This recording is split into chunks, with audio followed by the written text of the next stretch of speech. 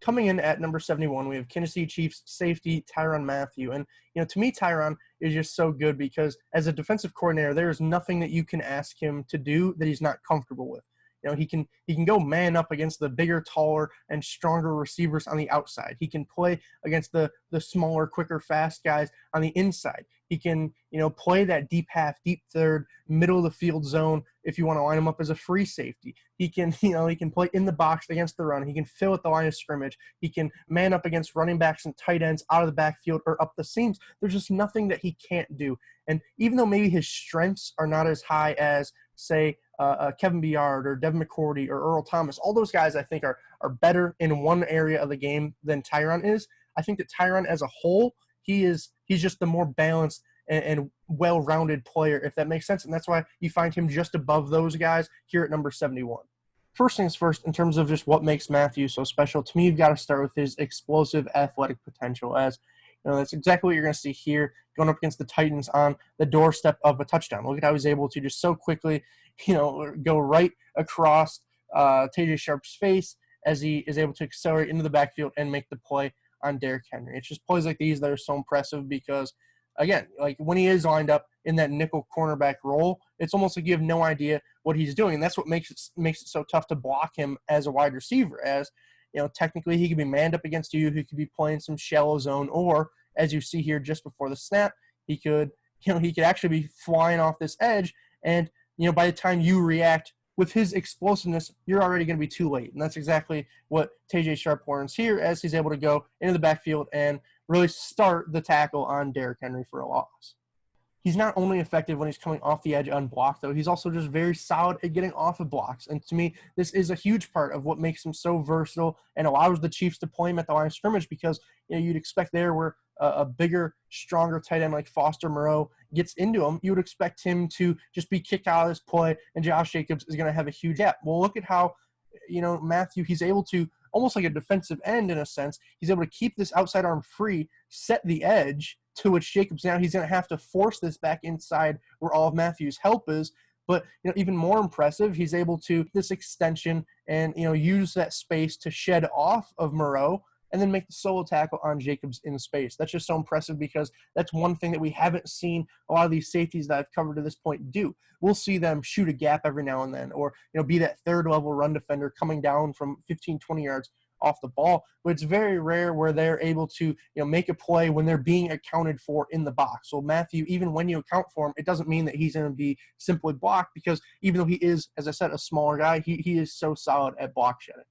And here's another example. This time it's against the Chargers and Keenan Allen. And I want you to see is how just effective he is at essentially stacking and shedding, right? And this is so impressive because watch how he gets hands on first. He extends, benches Keenan Allen off of him, and you can see already he's peeking his head in the backfield while initially he's maintaining that outside leverage to where if Eckler does want to take this play outside, as it appears he initially does want to, he's going to be forced back inside to Mathieu's help. Well, look at how, again, he's able to maintain that space with that strong inside hand, and then once he recognizes Eckler's going inside, he uses that inside hand to shuck Allen off of him as he sheds and makes a nice play at the line of scrimmage. It's stuff like this that's so impressive because, even though it is against a wide receiver, obviously, this is the same technique that we've seen some of the best edge defenders and linebackers use to this point. I just did Zadarius Smith last video, and, I had about 4 slides talking about how impressive he is at just stacking and shedding. Well, Mathieu's a safety who, typically safeties are not known for this, but that's part of what makes Mathieu so special. And by no means is Mathieu one of the fastest guys in the league, right? But what he is one of the best at is his ability to reach his top speed very quickly, right? And that's exactly what you're going to see on display here as, watch the Colts try and run this toss play right at him, essentially, where they're going to block Zach Pascal down. Jack Doyle, he's going to block up to the second level, and they're going to pull Anthony Costanzo and try and kick Mathieu out and give Jordan Wilkins a short corner and really an easy trip to the pylon, right? Well, look at how Mathieu, he has other plans, mostly due to his ability just to quickly reach his top speed and accelerate upfield as he's able to not only make Costanzo whiff, but also just beat Wilkins to that really point of attack and, that edge, essentially, as he's able to force a huge loss. We're talking about an 8-yard loss simply due to his ability to fly upfield. You don't often see this as, most times you're just going to see that that safety or cornerback, whoever that is coming off the edge, get kicked out and give that short corner, but not Mathieu because, again, he is not most guys. And this is by no means a crazy example, but it's just a very solid one in which you're going to see how Mathieu's acceleration can impact the passing game. As you know, you're going to have Mark Andrews coming up the seam and sitting right around the 45, 46-yard line, trying to convert a first down.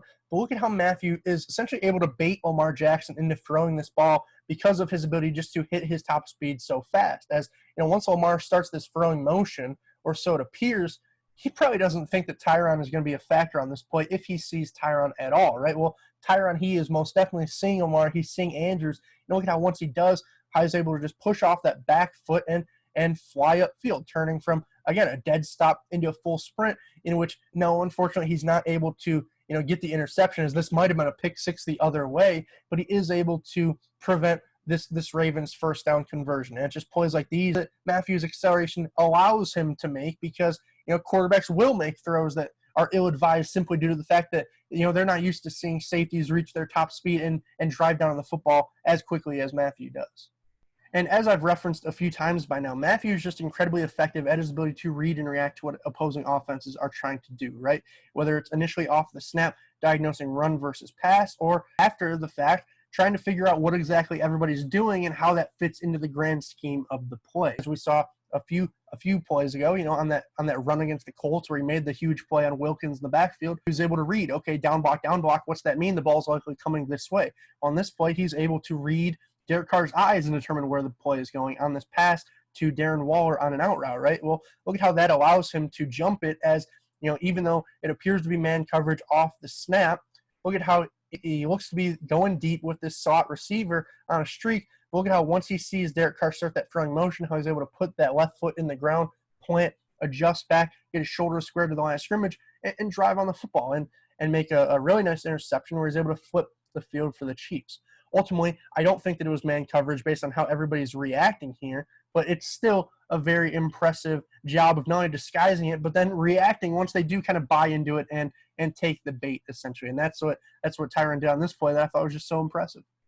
And I love this next play because so often we hear commentators and analysts, they're praising quarterbacks for their ability to roll through their progressions and find who's open, right? Well, watch Tyrann do the same thing on the back end of the defense, though, where, you know, he's going to check Hunter Henry, he's going to check Mike Williams, and ultimately, even though, you know, he's a couple steps outside this defensive left hash, he's going to check Keenan Allen and see that, okay, Keenan, he's getting open over here by this right hash, and watch how he's just able to cover so much ground and go make that play, in which essentially it's a race to Keenan. Who can get there first? Philip Rivers and the ball, or Tyrann Mathieu and his hands? And in this case, surprise, surprise, it is a Tyrann Mathieu video. He's going to be the one who's able to undercut it, as, you know, he's rolling through those progressions at the same rate Philip is, and as a result is able to get an interception and put the Chiefs right on the doorstep of the end zone. And when you have an offense that can score from, you know, 99 yards out in the blink of an eye, put him 5 yards out is just incredibly valuable. As that's exactly what you're going to see Tyrann do here. As, you know, you can't see it incredibly well from that view, but again, you can just see him rolling through. Okay, Hunter Henry, no, he's covered. Mike Williams, no, he's covered. Keenan Allen, he's getting open. That's where the ball's going. I got to get there and make a play, and that's exactly what he does. And here's another just quick example here where you're going to have Deshaun Watson just looking and throwing a quick little curl route, hitch route to Darren Fells here, right? Well, against Tyrann, you can't just stare down a single receiver because, again, even though he's on the other side of the hash, he's still going to be able to beat down on that tight end and make a play. It's just so impressive because essentially Deshaun's going to telegraph where the ball's going to go, but Tyrann is going to be there. And, you know, that's exactly what you're going to see there, as he should have, again, had another interception, probably another pick six, but unfortunately he's not able to get the job done there, but he is able to force another down for the Texans where they get no yards. And ultimately, you know, that's all we can really ask for. Even though a huge pick six in this playoff game would have swung the momentum, it's still a very nice play here by Tyrann. And we've already talked about range just a little bit, but I do want to have an example here where, you know, you're just going to see him covering a bunch of ground in a short amount of time, as it's going to be opposed to a passing play. It's going to be just a quick hitting misdirection play to the offense's right. Well, look at how Tyrann, he's on the defense's right. What does that mean? He should never be in on this play. But again, you can see him reading and reacting and then accelerating so fast, just over top this defense, meeting Melvin Gordon in the hole for a short gain. And it's plays like these that are so impressive because, again, just look at how much ground he's able to cover in such a little amount of time. It's just wonderful stuff. And even though that's not an example against the pass, it plays a huge role in his ability to defend the pass back in zone coverage. And here is a perfect example of that. As you know, you're going to have Tyrann. He's going to be in this cover 2 scheme. He's going to be the deep half safety, where essentially the Colts, they're going to try and isolate him and make him wrong, right? You're going to see both Jack Doyle and Eric Ebron push the field deep. Well, look at how Brissett's trying to read, okay, which one is Tyrann going to? And in this case, I don't think they realize that Tyrann's not necessarily jumping a route. He's jumping your eyes. And, with Jacoby Brissett staring down Eric Ebron, he never even gives Jack Doyle really the time of day. Look at how he's able to just put a foot in the ground, go up, and make the catch at the 5-yard line, and he's able to become a runner after the fact and take it all the way out to, what is that, about the 36? Just wildly impressive stuff, because no, he's probably not as good as a lot of those previous safeties that I've covered in terms of just his ability to be that deep ball hawk in zone coverage, but don't think that it's not a part of his game that he is able to do on a pretty consistent basis. Just very impressive out of Tyrann, as so much of what he does is. And I love this play here by Mathieu, as he just does a great job of showing off his IQ, his awareness, and really his understanding of his role in this Chiefs defense here. As he's going to have the underneath boundary side of this cover 3 defense, where these guys all have deep zones. Well, Tyrann, he's going to have anybody most likely coming out of the backfield on a flat route, or this receiver pushing on a corner, an out route, anything like that, right? Well, Tyrann, look at how he's able to discern that. Once this receiver runs an out or a drag route, he's able to recognize there's no more threats to my side of the field at all. So I hate this play call by the Ravens, because you're sending 1, 2, 3, 4, 5, all 5 of your potential receiving threats. You're sending them to half the field. That might sound good in your head, because you're just going to flood that side of the field, but your spacing is essentially gone, and you're going to have one defender able to cover 2 guys because they're all so tightly packed together. Well, what does that allow these backside defenders to do? It allows them to start to sink back and constrict down on anything crossing back across the middle. And just watch how Tyrann does that perfectly. As you're going to see him once that route gets out of his zone, he just starts to drop back, and as a result, he's going to read and react to Lamar's eyes, put a foot in the ground once he recognizes the deep post there by Hayden Hurst, and he's able to make a great play. Just wonderful stuff. And even though he does drop the interception yet again, I think that's almost the 3rd one we've had in this video. It's just so rare for a guy to even be in such a great position for INTs, so I can't penalize him for the result. To me, I'm more looking at the process of even getting back to that route and covering it so well as he does there, preventing a potential touchdown by the Ravens. Just a great play by Mathieu to know his role in the defense and force another incompletion at that catch point.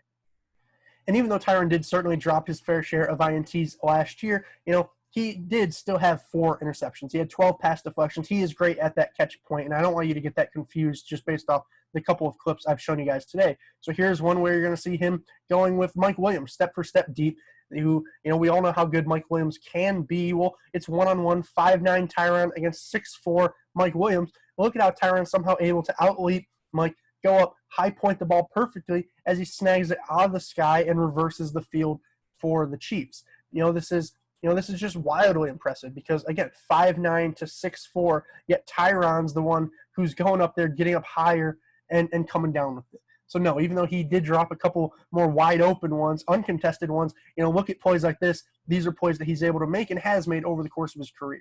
And as good as Tyrann is in zone coverage, he's even better in man coverage in my eyes. And a lot of that likely comes from his former cornerback experience. He was one of the nation's best back at LSU. In his early Arizona Cardinals days, he would often be a nickel for them. And, the Chiefs, they'll play around with him in a variety of roles. Even though he's technically a strong safety on their depth chart, they're not afraid to toss their strong safety out on an island against this Chargers receiver here, as a lot of teams would be. And why are they so confident in him? A lot of it comes down to his ability to just calmly mirror and match guys. As what you're going to see here is giving up so much leverage. A lot of guys in Tyrann's shoes, I should say, they'd be panicking at this point, because his hips are turned a little bit. Technically, you could give up anything to the inside. You still don't have leverage to the outside. If this receiver pushes you deep, you might be in trouble, right? Well, Tyrann, he's just calm, cool, and collected. Is look at how he's just able to read Phillips' eyes, read the route, and as the receiver cuts to the outside, no, it wasn't the most crisp route. It's certainly not Keenan Allen running it. As the receiver cuts to the outside, Tyrann's just right there in his hip pocket, forcing an incompletion. It's wildly impressive stuff that Tyrann does on a week-to-week basis to make him so valuable for this Chiefs Super Bowl winning defense.